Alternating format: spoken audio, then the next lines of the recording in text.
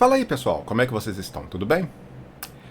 Hoje a gente vai dar mais um passo aqui nas nossas videoaulas de processamento digital de sinais e a gente vai começar a tratar dos sistemas discretos, estruturas dos sistemas discretos, tá?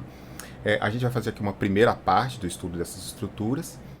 Vamos deixar uma segunda parte para o próximo vídeo e a gente ainda vai retornar um pouco a esse tema quando a gente estiver estudando filtragem de sinais, tá? Então, nesse primeiro módulo aqui da estrutura de sistemas discretos, a gente vai falar sobre os sistemas discretos não recursivos. A gente vai explicar mais ou menos o que são esses sistemas, qual que é a sua estrutura, as suas várias formas de serem representados, tá? E isso vai dar para a gente a base que a gente precisa para, daqui para frente, fazer o estudo dos nossos filtros digitais.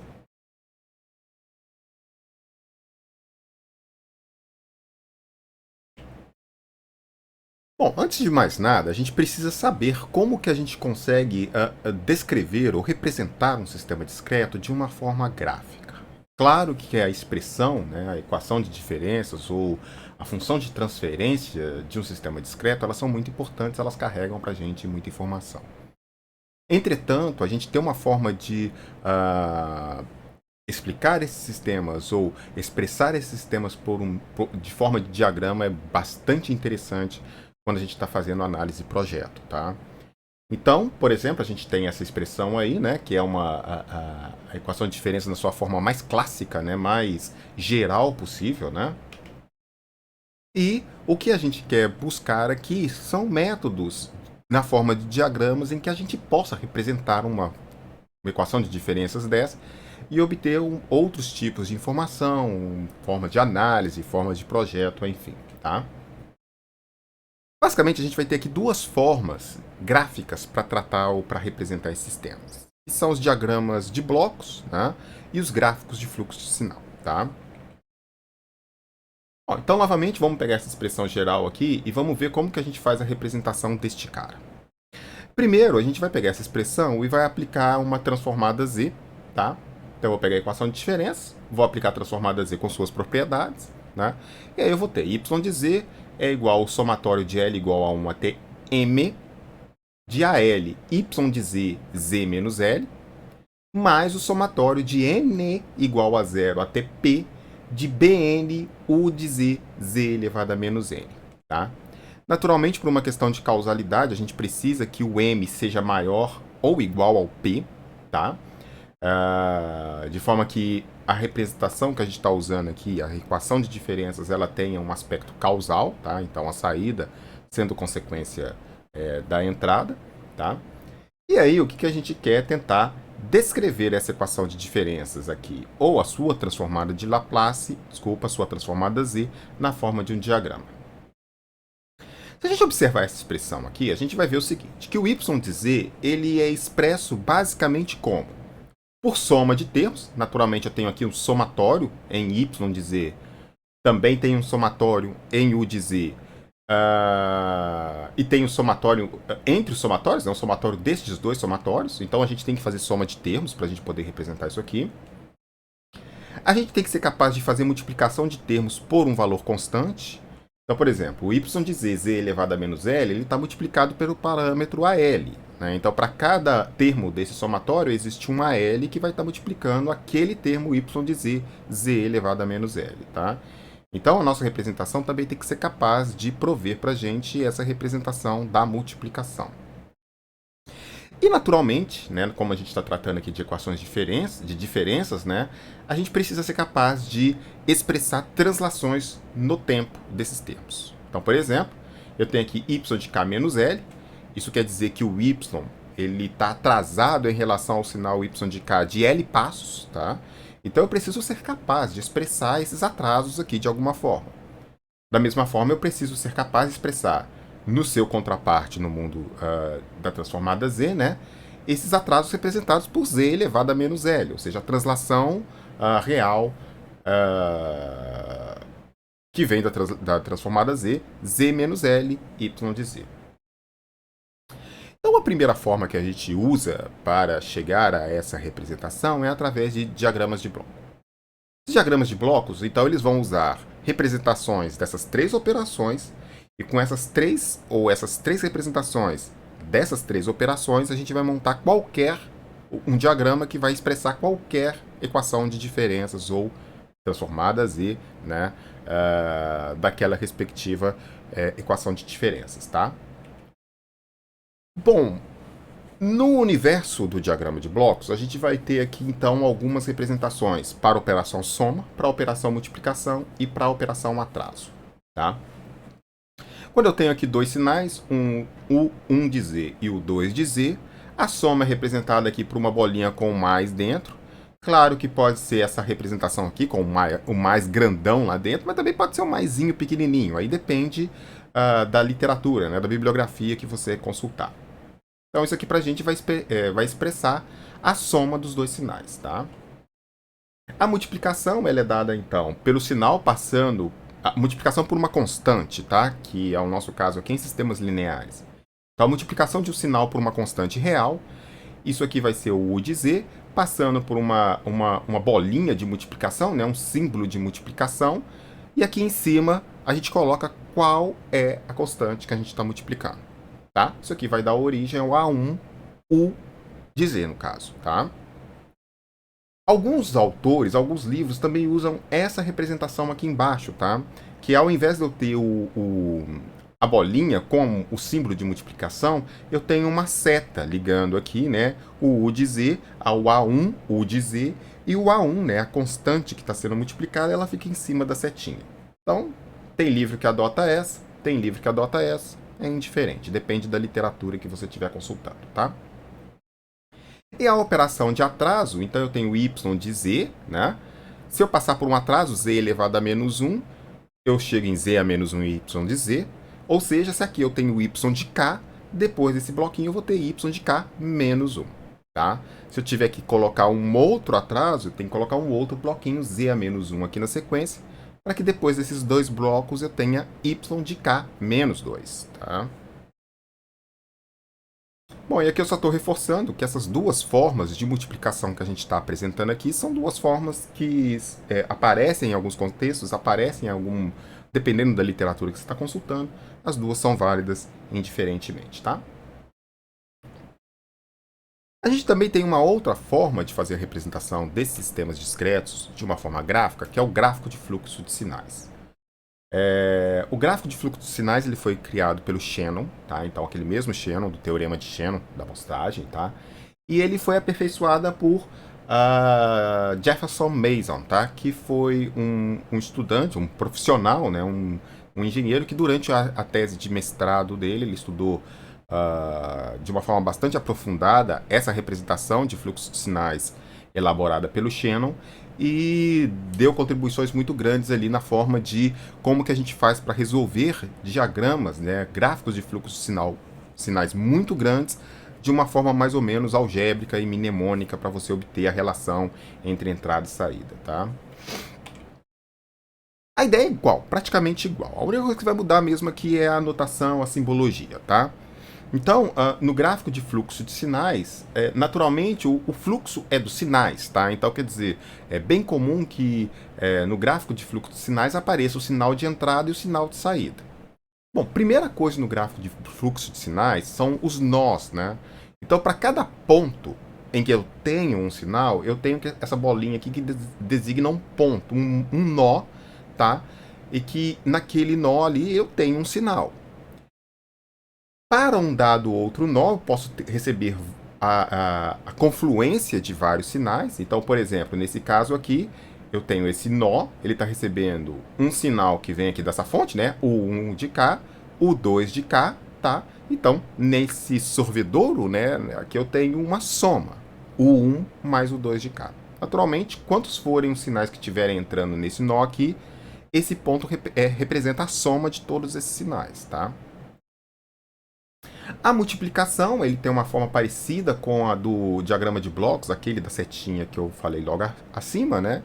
Então, ao eu ter o sinal U1 de cá, se eu passar isso aqui por uma setinha com uma constante em cima, vai ser A1 U1 de K. Naturalmente, se eu não tiver nada aqui, quer dizer que eu tô simplesmente conduzindo o sinal com ganho 1, tá? Então, esse ganho que está aqui em cima é exatamente o fator proporcional que eu estou colocando entre a entrada e a saída dessa linha do gráfico de fluxo de sinais.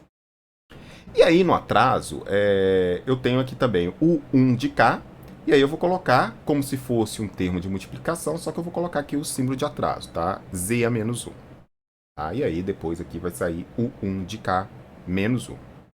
É comum também, apesar de ser um gráfico de fluxo de sinais, né, as notações de diagrama, de blocos e fluxos de sinais misturarem um pouco dependendo do autor, tá? Então não se surpreenda se de repente aqui no gráfico de fluxo de sinais você vê aqui, ao invés de U1 de K, você vê U1 de Z, tá? É bem comum isso aqui, tá? Assim como é comum também lá no gráfico de diagrama de blocos, às vezes você vê lá, por exemplo, depois de Z a menos 1, o Y de K menos 1. Então essa mistureba aí, ela é comum, depende do autor, depende do contexto, tá? Então, não se assustem aí se você vê um pouco de confusão nessa notação, tá? O importante é você entender bem o que está sendo feito. Eu estou pegando uma equação de diferenças e estou tentando expressar essa equação de diferenças numa forma gráfica para facilitar a minha vida de análise ali daquele sistema, tá? Bom, vamos ver então como que se dá aí essa representação por meio de um exemplo, tá? Então, eu tenho aí um sistema discreto. Y de K é igual a 2y de K menos 1, mais 3y de K menos 2, mais u de K menos 2 u de K menos 1, tá? Então vamos ver como é que a gente desenha um primeiro diagrama de blocos para este cara aí. Bom, vamos aplicar a transformada Z nessa expressão. Y de Z vai ser 2z a menos 1 y de Z, mais 3z a menos 2 y de Z, mais u de Z, mais 2 menos z elevado a menos 1 de z. Então, eu simplesmente peguei aqui a transformada z, apliquei as suas propriedades, cheguei nessa expressão 4 aqui. Tá? Bom, como que isso é expresso da forma de um diagrama de blocos? Tá? Então, a primeira ideia de como que isso aí poderia ser desenhado, as representações elas não são únicas, esse já é um primeiro ponto muito importante. Para uma mesma equação de diferenças, você pode ter infinitas, ou inúmeras, melhor dizendo, né? Inúmeras formas de representação. Ela não é uma representação única. Então, aqui eu estou mostrando uma forma de representar, e há várias, tá? A gente vai estudar algumas delas em sequência, tá? Mas existem muitas outras, tá? Tudo dependendo do seu objetivo de análise daquela equação discreta, tá? Então, o nosso objetivo aqui é só mostrar, nesse momento, que essa representação em diagrama de blocos representa, de fato, a equação de diferenças anterior. Então, vamos lá. Eu tenho aqui na entrada U de Z, o U de K, tá?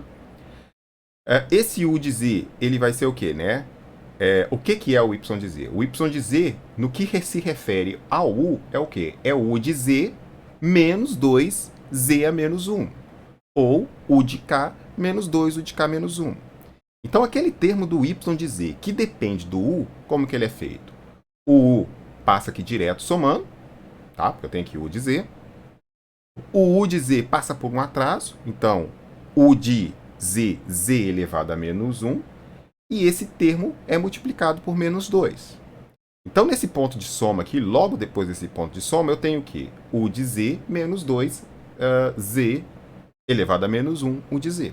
Tá? Então, esse ponto aqui ele dá para mim, na representação Y de Z, a contribuição de U e do seu atraso na formação dessa equação de diferenças 3. Bom, agora eu tenho que também formar nesse Y de Z a contribuição dos instantes passados do Y de Z, né? Dos instantes atrasados. Então, o Y de Z ele é formado pelo quê? Essa parte do U que a gente já expressou, mais 2z elevado a menos 1 y de z. Então, eu pego o y de z, passo por um atraso. Então, eu tenho z elevado a menos 1 y de z, ou y de k menos 1. Isso é multiplicado por 2, e é isso que vem somando o y de z. Tá? Só que eu preciso também do segundo atraso, então do z elevado a menos 2. Como aqui eu já tenho z elevado a menos 1, eu vou passar por um outro atraso. Esse ponto aqui ele é y de z, z elevado a menos 2, ou y de k menos 2. Tá? Se eu multiplicar isso pela constante 3 e somar, eu tenho aqui, então, a formação dos três termos, né? Ou, desculpa, dos quatro termos que formam o y de z ou y de k. Aqueles dois que vêm do u de z elevado a menos 1 vezes menos 2 mais u de z, mais y de z, z elevado a menos 2 vezes 3, mais y de z, z elevado a menos 1 vezes 2. Isso tudo aqui forma o sinal y de z. Então, nessa forma, é uma primeira forma aí que está apresentada para a formação desse diagrama de blocos, é exatamente como que a gente desenha essa expressão aqui por uma forma de um diagrama. Isso é bem útil, tá? Talvez não nesse formato, talvez não deste jeito para fazer alguma coisa, mas em breve, durante a nossa discussão aqui, a gente vai usar isso para essa forma de representação bastante para os nossos propósitos, tá? Vamos fazer o mesmo sistema agora para o gráfico de fluxo de sinais. Então, estou pegando a mesma equação de diferenças e vou usar essa equação de diferenças para fazer a representação via gráfico de fluxo de sinais, tá? O gráfico de fluxo de sinais ele é obtido por inspeção diretamente da equação de diferenças, tá? Numa primeira abordagem, tá? Então, ele se assemelha muito àquilo que a gente fez lá atrás para o diagrama de blocos. Por exemplo, na formação do y de k, eu preciso de um termo aqui que vem dependendo do u de k. Então, eu tenho aqui um primeiro ponto, que é o u de k. É a entrada desse u de k. Eu poderia colocar também aqui uma outra bolinha com u de k e uma seta unitária para esse ponto. Resolvi fazer um pouco mais simples. Eu já estou colocando o u de k direto nessa bolinha aqui, tá? Aqui vem, então, a primeira seta com ganho unitário. Então, daqui para cá, é u de k mesmo que está passando. Então, nesse ponto de soma aqui, está vendo u de k menos 2, u de k menos 1. E aqui eu tenho que passar pelo atraso z de elevado a menos 1. Então, u de k, z elevado a menos 1, u de k menos 1, vezes menos 2. Isso dá menos 2, u de k menos 1, mais u de k, que vai somar direto nesse ponto de soma aqui, que vai dar origem ao y de k. Tá? Bom, também na formação do y de k tem outros dois termos. O primeiro termo, que é o y de k menos 1 vezes 2. Aqui, ó, y de k menos 1 vezes 2. E o y de k menos 2, que é basicamente eu pegar o y de k menos 1 e passar por um outro atraso. Só que eu tenho o y de k menos 2 multiplicado por 3. Aqui, nesse ponto, eu tenho o y de k, 3y de k menos 2. E aí, aqui eu tenho a soma do que veio lá do u de k, que são aqueles dois termos, o 3y de k menos 2, o 2y de k menos 1, isso aqui dando origem ao y de k. De novo, nesse diagrama eu também, como eu já disse, né, eu poderia colocar uma bolinha isolada aqui só para o y de k e fazer uma linha, né, uma linha de fluxo com ganho unitário. A mesma coisa eu poderia ter feito aqui para o u de k, colocar uma bolinha aqui com o u de k sozinho e uma seta com ganho unitário simplesmente para representar aquele fluxo daquele sinal, tá? Mas aqui eu resolvi tirar isso para deixar um pouquinho mais compacto, um pouquinho menor a figura, tá? Sem nenhuma perda de generalidade. Então, basicamente, a ideia é essa. A ideia é a gente pegar essa equação de diferenças e representar, seja para o gráfico de fluxo de sinais, seja para o diagrama de blocos, tá? Aquela equação de diferenças que a gente está tratando. Bom, agora a gente está na fase de começar a entender as classes de sistemas discretos que as classes principais de sistemas discretos com as quais a gente vai trabalhar, tá? Isso vai ser importante porque cada uma dessas classes ela vai ter características próprias que vai tornar essa classe mais agradável, mais recomendada em um determinado caso prático ou menos, dependendo daquele caso prático, tá?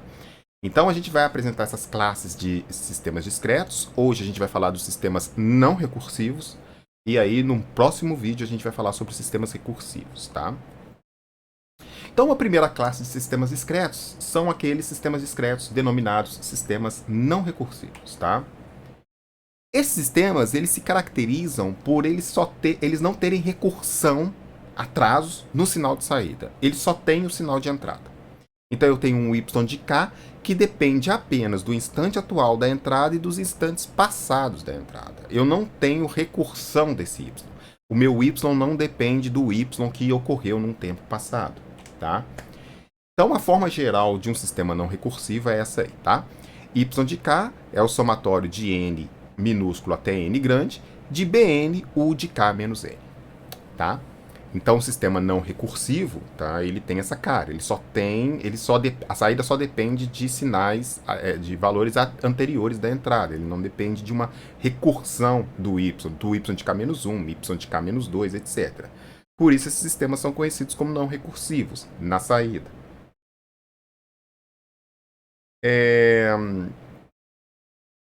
Se você pegar essa representação aqui do y de k, igual somatório de n0 até n, bn, u de k menos n, tá? Você vai ver que essa expressão aqui, ela tem uma cara de uma convolução discreta do sinal discreto u de k pelos parâmetros bn. Tá? Então isso aqui é exatamente uma forma de você ver uma convolução discreta entre o sinal u de k, tá? E a sequência de parâmetros B0, B1, B2, B3, etc. Se você for representar isso aqui por convolução mesmo, né? A soma de convolução ela colapsa para esse resultado aqui em 1. Tá? Então, o que acontece é o seguinte, essa formulação é idêntica à convolução discreta do sinal U de K com a sequência de parâmetros Bn. Então, o Bn ele assume a característica de uma resposta ao impulso desse sistema. Tá? Então, o Bn aqui, ou esses coeficientes que você está colocando ali no U de K menos N, tá? Eles podem ser vistos, ou eles se assemelham, eles pareiam com aquilo que a gente entende por resposta ao impulso do sistema. E, naturalmente, se isso aqui é uma resposta ao impulso e eu tenho um somatório que vai de n0 até n, eu estou dizendo que essa resposta ao impulso ela tem um número finito de pontos, correto? Tem n pontos, n maiúsculo de pontos. Então, essa resposta ao impulso tendo um número finito de pontos, dá para a gente uma outra denominação para esses sistemas não recursivos, que a gente chama de filtros FIR, Finite Impulse Response, tá? Resposta ao impulso finita, de tempo, de duração finita. Tá? Então, o y de k, nessa expressão, ele se assemelha muito a uma resposta ao impulso, onde o Bn é exatamente essa resposta ao impulso, convoluída com o u de k menos n, ou u de k. Tá? Então, por causa dessa característica de você ter nessa expressão uma cara de convolução e esse Bn ele tem um número finito de comprimento, de pontos, né? Esse sistema também pode ser conhecido como um filtro FIR, tá? Finite Impulse Response, tá? Então, as duas formas, elas dizem a mesma coisa. Tanto faz você dizer sistemas não recursivos como filtro FIR. Você está falando da mesma coisa, tá? Eu prefiro usar a notação de sistemas não recursivos porque fica mais intuitivo, mais claro de guardar o que aquele sistema está querendo expressar, tá? Bom, então agora a gente tem que dar um jeito de representar esse sistema não recursivo por meio de um diagrama de blocos. Aqui a gente vai falar só de diagrama de blocos. O passo para transformar um diagrama de blocos num gráfico de fluxo de sinais é bem tranquilo. Você tendo conseguido fazer o passo para você fazer o outro é praticamente inspeção, é imediato, tá? É simplesmente uma forma diferente de representar a mesma coisa. E a gente precisa agora descobrir algumas formas, não vou dizer canônicas, mas algumas formas clássicas de você representar o sistema não recursivo por meio de diagrama de blocos, já que essa representação ela não é única. Existem inúmeras representações que são válidas para a mesma equação de diferenças. Tá? Só que a gente vai escolher algumas que para a gente realçam algumas características para a gente mais importantes. A primeira forma de fazer essa representação é através de uma forma que a gente chama forma direta. A forma direta, basicamente, o que você está querendo fazer é o seguinte. Você está simplesmente pegando a sua equação de diferenças e, por inspeção, tá? Por inspeção direta, tentando formar o seu diagrama de blocos ou seu gráfico de fluxo de sinais. Tá? Então, por exemplo, vamos pegar aqui essa representação de um sistema não recursivo. Y de k é igual a A0 U de k, mais A1 U de k menos 1, mais A2 U de k menos 2.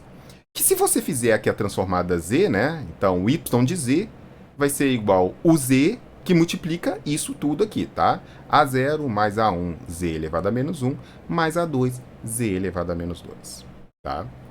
Então, por inspeção direta, já que você está querendo formar o y de k, o y de k ou o y de z em função do u de z, o que você faz? Você vem aqui e vai pegando a partir do u de k, vai colocando os atrasos aqui na linha horizontal, e para cada ponto desse aqui que sai desse atraso, você vai lá e vai multiplicar o respectivo coeficiente para fazer a formação da soma do y de k ou do y de z. Então, por exemplo, saiu aqui o u de k. O u de k, ele... Vamos olhar aqui, ó. O u de k, ele multiplica com A0 para somar no y de k. Então, o u de k multiplica com A0, soma aqui na saída do y de k. O u de k menos 1 é o quê? É o u de k, z elevado a menos 1.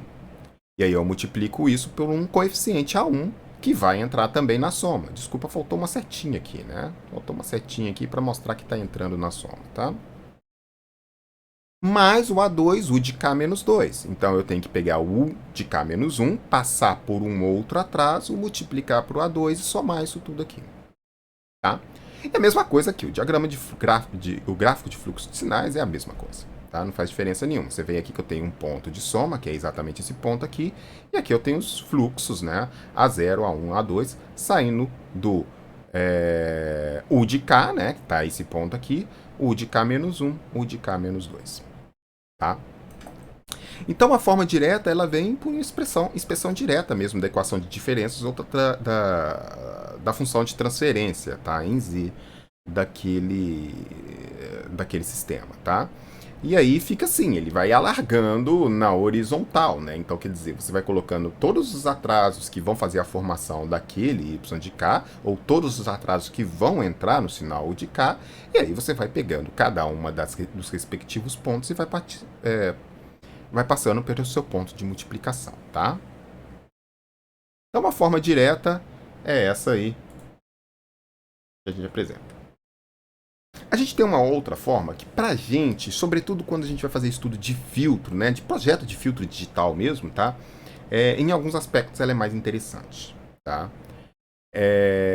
Quando o meu filtro ou sistema discreto que eu estou tratando, ele é um sistema que tem muitos termos, vamos voltar lá no gráfico anterior. Imagina que a gente estivesse tratando aqui não de um sistema que tenha, aqui no caso, 3 atrasos, né, ou 2 atrasos sobre o U, mas que tenha 20, 30, 40 atrasos sobre o U. Já imaginou que isso aqui, primeiro, eu vou ter que montar essa coisa toda e vou ter que passar pelos 40 atrasos para formar isso, tá? Então começa a ficar uma forma um pouco, digamos assim, tediosa de fazer a representação desse sistema discreto. E além de ser tediosa, ela também torna um pouco difícil quando a gente está querendo fazer filtragem em cascata mesmo. Fazer um filtro que está em cascata com outro filtro, que está em cascata com outro filtro. Então, quando a gente pega a equação de diferença e vai tentar pela forma direta, fica um pouco difícil de fazer isso. Para isso, a gente estuda a forma em cascata. O que é a forma em cascata? A forma em cascata é o seguinte. Independente do tamanho da minha equação de diferenças, da ordem da minha equação de diferenças, tá? Eu vou representar essa equação de diferenças como blocos de primeira ou segunda ordem, ou um conjunto de blocos de primeira e segunda ordem em cascata. Então vamos pensar assim, vamos supor que eu tenho um sistema que ele é de sétima ordem, tá? Então eu tenho atraso até k menos 7 naquela equação de diferenças. O que eu vou fazer é o seguinte, olha, se eu tenho grau 7, ordem 7, eu posso fazer uma combinação de 3 blocos de segunda ordem, isso aqui vai me dar ordem 6 no total, né, em conjunto, mais um bloquinho de primeira ordem, aí eu tenho a ordem 7. Então, cada um desses bloquinhos de segunda ordem, ele vai ter 2 atrasos. E aí eu vou ter que introduzir um bloco de primeira ordem adicional para eu ter o número de atrasos que eu preciso. Então, isso é interessante porque começa a deixar a representação mais modular. E quando a gente vai fazer o estudo de filtros, por exemplo, da análise de filtros, fazer a análise desse cara de uma forma modular é interessante em alguns aspectos. Sobretudo quando eu estou fazendo projeto. Então, quando eu estou pegando um projeto muito grande, Às vezes fazer o projeto desse filtro em módulos menores é mais interessante, tá? Então aqui a ideia é exatamente essa, é criar módulos, estruturas base, tá? De primeira e de segunda ordem, que vão servir para a gente como formas para as quais a gente vai fazer a representação desse bloco base primeira ou segunda ordem. E aí, sempre que eu tiver que montar um sistema de ordem maior do que 2, o que eu vou fazer? Eu vou fazer uma combinação em série de blocos de ordem 1 e de ordem 2. Para isso, a gente vai ter que definir, então, o que são esses módulos. Quais são esses módulos que a gente vai usar. Tá? Essas estruturas base que a gente vai usar para montar o nosso sistema em cascata. A primeira, naturalmente, é o sistema de primeira ordem. E aí eu tenho um sistema de primeira ordem não recursivo, tá? O y de k é o somatório de n igual a 0 até 1, então só tem dois termos, de bn, u de k menos n. Ou seja, é o b0, u de k, mais o bu, u de k menos 1. Tá? Bom, aí eu vou fazer o diagrama de blocos para essa estrutura, que é bem tranquila, tá? Então esse módulo de primeira ordem ele é basicamente o quê? O sinal u de k passando por uma multiplicação b0, depois eu pego um atraso desse u de k, vou ter o u de k menos 1, que eu vou passar pelo termo b1. E aí eu vou somar esses dois caras para me dar a origem ao y de k. Tá? Então, isso aqui para a gente vai virar uma forma, vai virar um modelo que a gente vai usar sempre que a gente precisar de um módulo de primeira ordem nessa representação em cascata que a gente vai usar. Uma representação em cascata bem geral, tá? Existem outras formas de representar isso. Eu estou pegando um caso mais geral para passar para vocês uma ideia de como é que é a representação em cascata de um sistema não recursivo, tá? Bom, agora a gente precisa fazer aquele mesmo bloco, aquela mesma estrutura para um sistema de segunda ordem. Então, vou pegar aqui, ó, y de k é igual ao somatório de n igual a 0 a 2, de bn, u de k menos n. Isso aqui, expandindo, é b0, u de k, mais b1, u de k menos 1, mais b2, u de k menos 2. Bom, se eu pegar isso aqui e fizer aquele mesmo desenhozinho da estrutura para esse cara, eu posso desenhar ele desta forma. Note que eu tô modificando um pouco aquela estrutura que eu mostrei para vocês da forma direta, né? Se você lembra lá, a forma direta estava para baixo aqui, né? Eu tô pegando isso simplesmente colocando, puxando isso aqui para frente, né? Exatamente para eu poder colocar os bloquinhos todos em cascata, na horizontal mesmo, tá?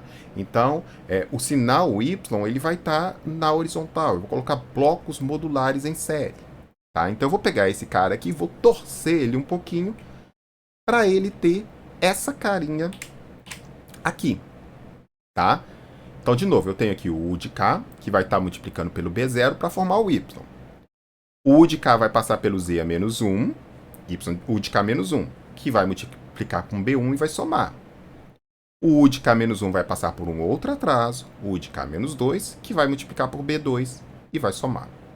Então, esse bloquinho, o que eu estou chamando aqui de módulo de segunda ordem, é essa caixinha, essa estrutura base de um sistema de segunda ordem que vai servir para a gente de forma, junto com a outra forma que a gente tem do sistema de primeira ordem, para formar qualquer sistema de qualquer ordem. Tá? Então, o sistema pode ter ordem 39. Então, um sistema de ordem 39, ele vai ter 19 blocos de segunda ordem e um bloquinho de... um bloquinho de primeira ordem, tá? Aí eu formo a ordem 39 que eu preciso. Então a ideia é essa aí. Para sistemas não recursivos, de ordem maior que 2, a ideia é dividi-lo em módulos de primeira e segunda ordem cascateados, de forma a tornar a representação mais clara e mais compacta. Bom, mais compacta dependendo da ordem. Dependendo da ordem do sistema, vai ficar uma coisa gigante. Talvez não seja a forma mais recomendável para você representar isso. Existem outras formas ainda mais compactas, ainda mais canônicas, que você vai lá e pega isso e dá um shrink, ele fica pequenininho, tá? Mas a gente está falando aqui da forma em cascata mais, digamos, global possível, tá? Então, por exemplo, é isso aí que eu estou mostrando. Se você tiver um sistema recursivo, desculpa, não recursivo de quinta ordem, né?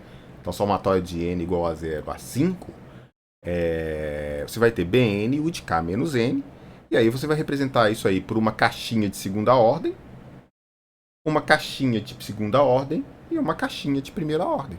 Isso aqui tem ordem 5. Então a relação entre o U de K e o Y de K é de quinta ordem. A brincadeira aqui agora é descobrir quanto que vale os valores de L01, L11, L21, L02, L12 e L22, B0 e B1 em função desses valores aqui de Bn. Aí me desculpe, aqui teve um probleminha, eu coloquei B0 e B1 aqui, claro que não é esse B0 e B1 daqui, talvez eu tivesse que usar outra letra. Falha, depois eu corrijo, mas fica claro aqui que esse B0 e B1 não tem nada a ver com esse B0 e B1 aqui da nossa representação. Pelo contrário, tem que calcular eles, tá? Bom, é lógico que isso aqui é uma representação em cascata. Existem outras. Por exemplo, eu posso colocar esse bloco de primeira ordem aqui antes desse bloco de segunda ordem. Ou eu posso colocar um bloco de segunda ordem e 3 blocos de primeira ordem. Claro que se eu fizer isso, eu estou gastando atraso, eu estou criando mais bloquinhos de atraso. O meu diagrama está ficando cada vez maior. Mas, de novo, a representação em cascata ela não é única. Existem inúmeras representações válidas. Então, aquela que a gente vai usar é aquela que vai atender o nosso caso prático, é óbvio, mas naturalmente aquela que tem o mínimo possível de blocos, tá? Então, por exemplo, se você observar aqui, eu tenho um sistema de quinta ordem e eu tenho 5 blocos, né? Eu preciso ter 5 blocos de atraso para representar isso aqui. Tá? Então, dependendo de como você faz a coisa, você pode fazer crescer demais esse número de blocos, fazer a coisa ficar muito complicada. Tá? Aqui nem tanto no caso não recursivo, mas no caso recursivo isso é importante. Tá? Mas só que eu estou dizendo isso aqui só para reforçar que essa representação ela não é única e vai depender aí dos seus propósitos ou da sua forma de fazer. Bom, agora a gente está com o seguinte problema. Vamos supor que eu tenho essa equação de diferenças aqui. Dada. E aí eu tenho que achar essa representação em cascata. Como que eu faço para achar esses parâmetros? Note que esses parâmetros não precisam ter necessariamente, e não tem mesmo, uma relação direta com esses coeficientes aqui. Como que eu faço para calcular esses caras? Então agora a gente vai ter que ver a última parte aqui da nossa discussão de hoje, como que a gente faz para obter esses parâmetros de cada módulo, de cada bloquinho da minha forma em cascata a partir da equação de diferenças. E para não tornar a coisa assim muito complicada de entender, eu vou fazer isso por meio de um exemplo. Vamos supor que eu tenha a seguinte equação de diferença. Lembrando que esse método que eu estou apresentando para vocês aqui, que eu vou apresentar, é um entre os métodos possíveis. Há outros, eu estou apresentando um entre os vários possíveis, tá? Vamos pegar aqui essa equação de diferenças. Y de k é igual somatório de n0 até 5, de n mais 1 elevado a menos 1, u de k menos n. Tá?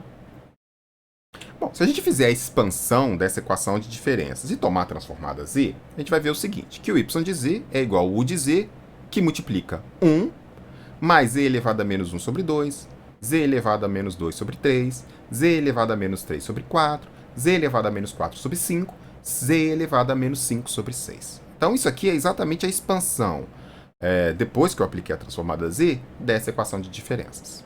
E os parâmetros b, nesse caso aí, são quem? 1, meio, 1/3, 1/4, 1/5, 1/6. E eu quero pegar essa equação de diferenças aqui e escrever ela em forma de cascata. Então, eu vou ter 2 bloquinhos de segunda ordem, 1 bloquinho de primeira ordem. Como que a gente faz isso? Bom, simplesmente para trabalhar com expoentes positivos, eu vou fazer o seguinte. Vai ficar mais fácil de eu fazer se eu fizer isso, tá? Vai ficar mais fácil de eu visualizar se eu fizer isso. Eu vou pegar essa expressão aqui e vou pegar isso aqui e vou multiplicar todo mundo por z elevado a 5, que é a maior ordem de atraso que eu tenho, e dividir todo mundo por z elevado a 5 para eu não mudar o resultado, tá? Então, eu simplesmente peguei z elevado a 5 e multipliquei nesse cara aqui e peguei tudo isso e dividi por z elevado a 5. Então, o y de z sobre u de z vai ficar z elevado a 5 mais z elevado a quarta sobre 2, z elevado a terceira sobre 3, z elevado a segunda sobre 4, z sobre 5 mais 1/6, isso tudo dividido por z elevado a 5. Eu peguei essa expressão, multipliquei ela todinha por z elevado a 5, que é o grau máximo que eu tenho nesse polinômio atrasado aqui, e dividi essa maçaroca toda por z elevado a 5 para eu não mudar o resultado. Tá? Então, tá aí o meu resultado temporário. Bom, aí o que a gente vai fazer? Eu vou querer dividir esse polinômio que está aqui em cima, tá? Esse polinômio é um polinômio de grau 5. Em uma combinação que tem um polinômio de segundo grau multiplicado por um outro polinômio de segundo grau multiplicado por um outro polinômio de primeiro grau para que essa multiplicação caia nesse polinômio de quinto grau. Tá? E eu preciso saber como que eu faço isso. Olha, para fazer isso, eu vou fazer o seguinte. Eu vou pegar esse numerador aqui, ó, que é o cara que eu quero calcular, e vou achar quais são as raízes dele. Quais são os valores que zeram esse polinômio. Tá? Bom, é claro que isso aqui é um polinômio de grau 5, tá? Então fazer isso aqui na unha é complicado. Você vai ter que usar um pacote matemático, tá? Você vai usar um Octave, você vai usar um Scilab, você vai usar uma ferramenta, a sua calculadora, enfim, para pegar esse polinômio aqui de grau 5 em z e calcular as raízes dele. Então, eu usei um pacote matemático e fiz essa conta. Essa conta aqui, como é um polinômio de quinto grau, ela vai dar 5 raízes. Essas 5 raízes são z1, 2, duas raízes, que é igual a 0,413 mais ou menos 0,585j. Então, são duas raízes complexas conjugadas. Tem outras duas raízes complexas conjugadas, z3 e 4, que é menos 0,32 mais ou menos 0,61j. E eu tenho uma raiz real, que é menos 0,684. Tá? Então, peguei nesse polinômio numerador e calculei as raízes dele.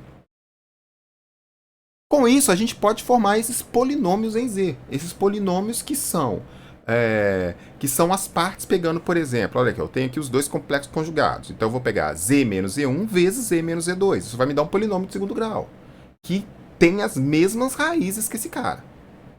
Tá? Então, Z menos Z1 multiplicado por Z menos Z2, eu vou pegar, então, essas raízes complexas conjugadas, vou colocar aqui no lugar de Z1 e Z2 e vou fazer a conta. Isso vai dar z ao quadrado menos 0,83z mais 0,51. Tá? Então, esse polinômio de segundo grau aqui tem as mesmas duas raízes complexas conjugadas que estão aqui nesse polinômio de quinto grau. Vou fazer a mesma coisa com z3 e com z4. Então, vou pegar z menos z3 multiplicado por z menos z4 e vou fazer a conta. Isso vai dar z ao quadrado mais 0,641z mais 0,476. E vou formar o último polinômio que está aqui. Então, é z menos z5, que é z mais 0,684. Então, note, esse polinômio tem exatamente as duas raízes complexas conjugadas z1 e z2. Esse polinômio tem exatamente as duas raízes complexas conjugadas z3 e z4. Esse monômio tem exatamente a mesma raiz, que é a raiz real z5. Se eu multiplicar esses três polinômios aqui, tá? Eu vou chegar num polinômio que tem as mesmas raízes do polinômio original que eu tinha, que é z a 5, z a 4 ao meio, blá, blá, blá, blá, blá, blá.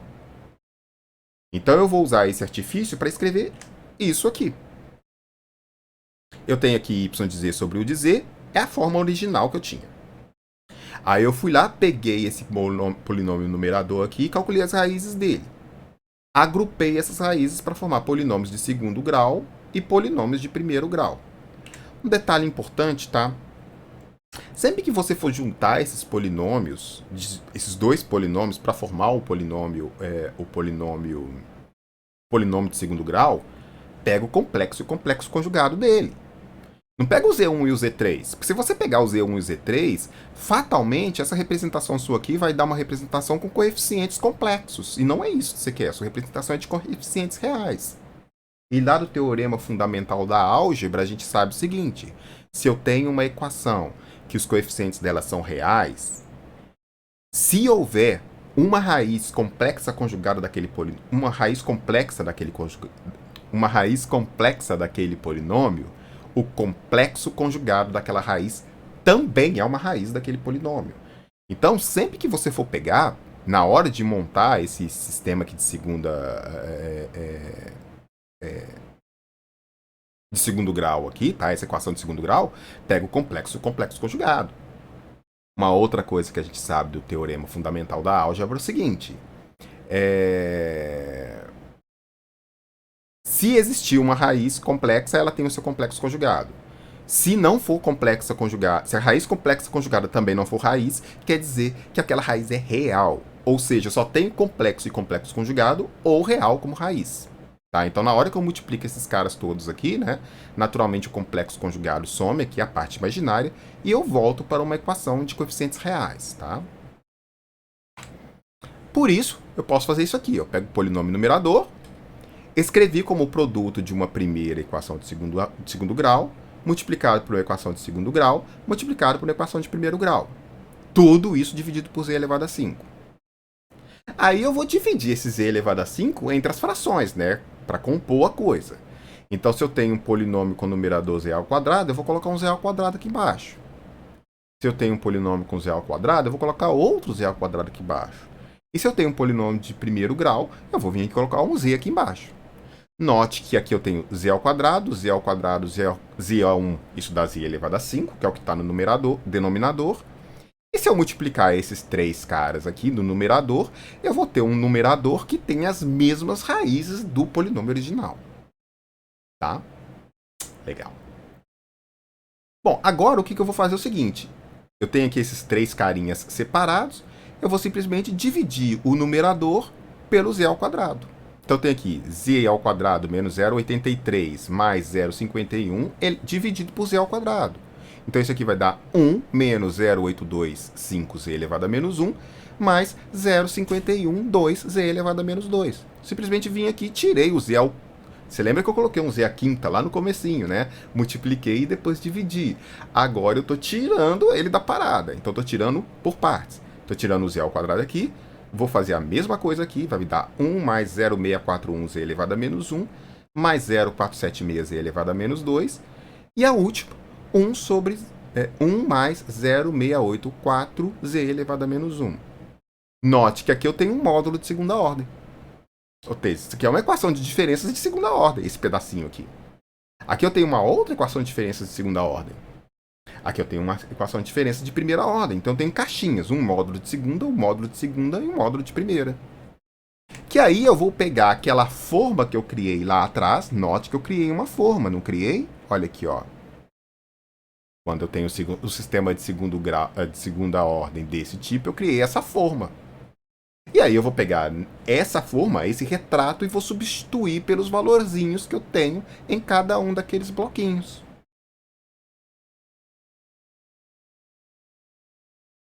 Então, olha lá, ó. Não sei se está dando para ver, não sei se está claro. Esse primeiro módulo é o amarelinho. O amarelinho, o que eu tenho? Eu tenho U de K passando direto, ele está multiplicando por 1, aqui ó. Mais o U de K menos 1 vezes menos 0,825, aqui ó. Passei por um atraso e estou multiplicando por menos 0,825 e estou somando. Mais 0,512, então eu estou pegando mais um atraso, U de K menos 2 e estou somando. A saída desse bloco entra no próximo bloco, que é o módulo 2, que é o azulzinho. Então, nesse bloco 2 azulzinho, eu vim aqui e fiz a mesma coisa. Peguei a mesma forma e só troquei os valores. E a saída desse cara, que é a multiplicação desses dois primeiros, entra no último bloquinho. Esse último bloquinho é um sistema de primeira ordem. Eu vou usar a mesma forma do sistema de primeira ordem. Então, é 1, eu não tenho multiplicação nenhuma aqui, passa direto. Mais 0,84z a menos 1, ou U de K menos 1, ou U de K menos 1, desculpa. U de K menos 1, que é esse cara aqui, né? Na verdade, o U não é esse U, tá? É o U que tá aqui na entradinha do rosinha, tá bom? Então, a ideia é essa, eu pegar essa expressão, sair quebrando ela em pedacinhos, formando bloquinhos de segunda e de primeira ordem, e aí ir lá e montar as caixinhas, né, aqueles módulos daquela estrutura base até eu ter a estrutura completa. Tá? A ideia é mais ou menos essa aí. Note que, reforçando, tá? A gente vai ver ainda umas outras formas de representar o sistema FIR, tá? Depois que a gente tiver dado uma olhada lá em transformada de Fourier, né? A gente vai ver algumas outras estruturas, né, do filtro FIR, né, do filtro não recursivo, que tem algumas características interessantes, tá? Mas vamos deixar isso para um outro momento. No próximo, a gente vai falar dos sistemas recursivos. E esses sistemas recursivos, eles vão ter uma liberdade, eles vão ter um grau de manobra maior, de representação maior. Mas é isso aí, vai ficar lá para depois, tá bom? É isso aí, espero que tenha sido legal, que você tenha entendido o que a gente falou. Tendo dúvida, posta aí no YouTube pra gente. E na próxima a gente conversa mais um pouquinho sobre processamento digital de sinais. É isso aí, valeu, aquele abraço, até a próxima. Tchau.